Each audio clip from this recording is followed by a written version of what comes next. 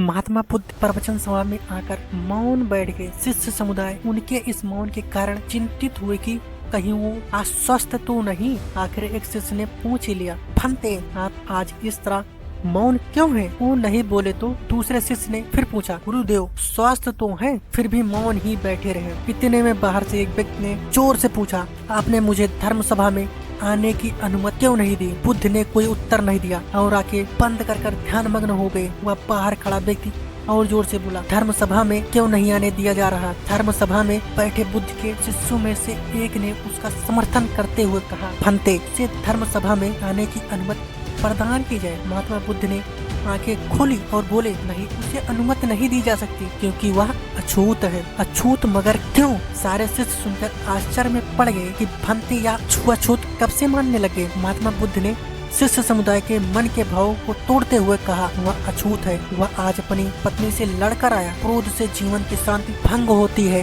क्रोधी व्यक्ति मानसिक हिंसा करता है। इस क्रोध के कारण वह शारीरिक हिंसा होती है। क्रोध करने वो अछूत होता है क्योंकि उसकी विचार तरंगे दूसरों को भी प्रभावित करती है। उसे आज धर्म सभा से बाहर ही रहना चाहिए। उससे वहाँ खड़े रहकर पश्चाताप की अग्नि में तपकर शुद्ध होना चाहिए। शिष्यगण समझ गए कि आपकी क्या है और छूत कौन है। उस व्यक्ति को भी बहुत पश्चाताप हुआ। उसने कभी क्रोध न करने का प्रण लिया। बुद्ध ने उसे धर्म सभा में आने की अनुमति प्रदान की।